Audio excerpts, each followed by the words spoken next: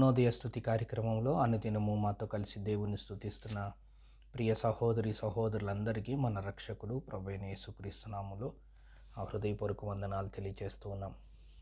నేటి ఉదయకాలం మందు మన స్తుతి అంశం సత్యమును గూర్చి సాక్ష్యం ఇచ్చుటకు యేసుక్రీస్తు పుట్టెను అనే అంశాన్ని జ్ఞాపకం చేసుకుందాం. యోహాను సువార్త 18వ అధ్యాయం 37వ వచనాన్ని చదువుకుందాం. అందుకు పిలాతు, నీవు రాజువా అని ఆయన అడుగుగా, యేసు, నీవు అన్నట్టు నేను రాజునే.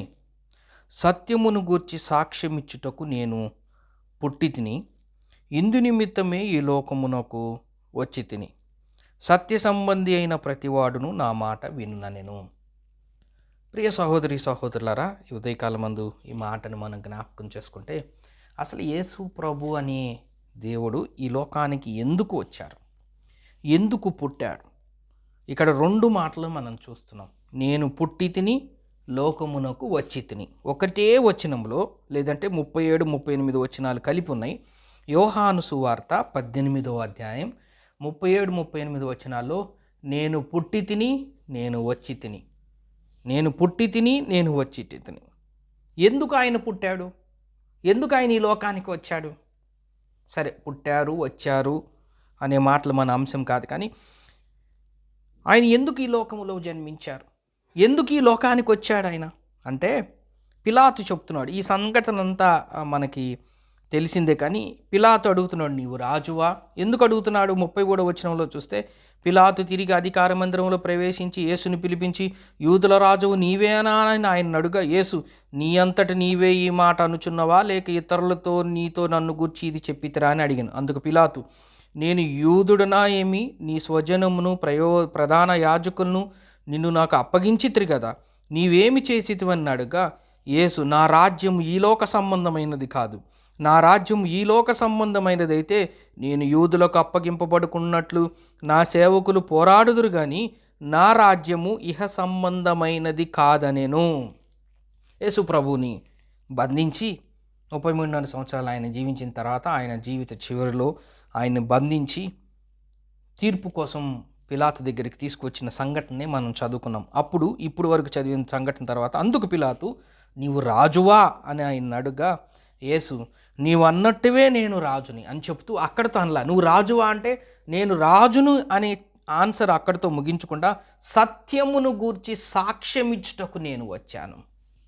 ఇందు నిమిత్తమే ఈ లోకమునకు వచ్చి తిని, సత్య సంబంధి అయిన ప్రతివాడు నా మాట వినను.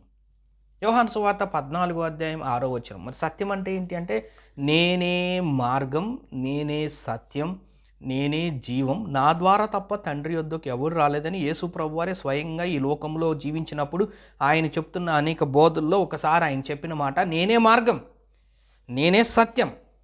మరి ఆయన వాక్యమే సత్యం, ఆయనే సత్యం. అలాంటి సత్యమును గురించి సాక్ష్యం ఇచ్చటానికి, వాక్యమును సాక్ష్యం ఇచ్చటానికి, దేవుని గురించి తెలియచేయటానికి ఆయన ఈ లోకానికి దిగి వచ్చాడు.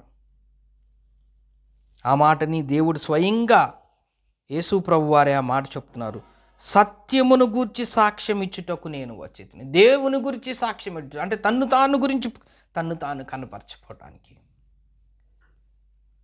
లోకము ఎటో వెళ్ళిపోతుండగా, పాపపు బంధకములతో చిక్కుకొని, పరిశుద్ధత లేని స్థితిలో, బడలేని స్థితిలో లోకం ఉంటుండగా, సత్యవంతుడుగా, సత్యస్వరూపిగా, ఆయనకు ఇంకొక పేరు కూడా ఉంది. ఆయన సత్యవంతుడు, ఆయన స్వరూపము సత్యస్వరూపి. ఆయన సత్యస్వరూపి, ఆత్మస్వరూపి, ప్రేమస్వరూపి లాగానే ఆయన సత్యస్వరూపి. అసలు ఆయనే సత్యవంతుడు, ఆయన రూపము సత్యం, ఆయన మాటలు సత్యం, ఆయన జీవితం సత్యం, ఆయన మనకిచ్చిన వాక్యం సత్యం, ఆయన చెప్పిన మార్గం సత్యం, ఆయన ఈ లోకానికి రావటమే సత్యం. ఆ సత్యమును సాక్ష్యం ఇవ్వటానికి ఆయన ఈ లోకానికి దిగి వచ్చాడు. పశువుల పాకలో ఆయన జన్మించాడు. పిలాతు ఎదుట ఆయన నిలబడ్డాడు. దోషిగా ఆయన చిత్రీకరించబడ్డాడు. అతడు ఈ మాట చెప్పి బయటున్న యూదుల వద్దకు తిరిగి వెళ్ళి, అతని యందు ఏ దోషము నాకు కనబడలేదు అని 38వ వచనంలో చూస్తున్నాం. ఆయనలో ఏ దోషము లేదు, కానీ ఆయన సత్యవంతుడు. సత్యమును గురించి సాక్ష్యం ఇచ్చటానికి ఆయన ఈ లోకానికి వచ్చాడు. సత్యమును గురించి సాక్ష్యం ఇచ్చటానికి ఆయన నరమానవుడిగా ఈ లోకంలో జన్మించాడు. ఒక మానవుడిగా రక్తమాంసములతో ఆయన జన్మించాడు. ఆ సత్యాన్ని ఆయన కనపరిచాడు. దేవుని వాక్యాన్ని ప్రకటించాడు. ఆయన వాక్యమే సత్యం. ఆ వాక్యాన్ని ఆయన ప్రకటించాడు. సత్యానికి సాక్ష్యం ఇచ్చాడు. దేవునికి సాక్ష్యం ఇచ్చాడు.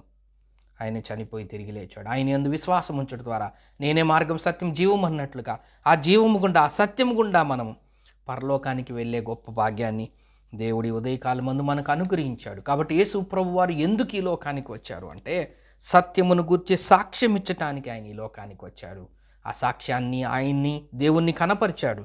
ఆయన్ని మనం గుర్తెలిగే స్థితిలో మనల్ని ఉంచాడు. ఆయన గుర్తెరుగుట ద్వారా ఆయన మార్గం గుండా మనము తండ్రి వద్దకు వెళ్ళే గొప్ప భాగ్యాన్ని మనకు అనుగ్రహించినందుకు అట్టి స్థితిని మనము మర్చిపోకుండా మనము ఉదయకాలమందు దేవుణ్ణి స్తుతించి ఆయన్ని గనపరుద్దాం. దేవుడి కొన్ని లేఖన భాగములు మన కొరకు దీవించునుగాక. ప్రార్థన చేసుకుందాం.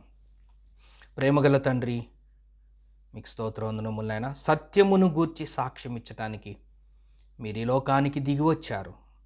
ఈ లోకానికి వచ్చారు. ఈ లోకంలో మీరు జన్మించారు. మీరే సత్యం, మీ మార్గం సత్యం, మీ వాక్యం సత్యం.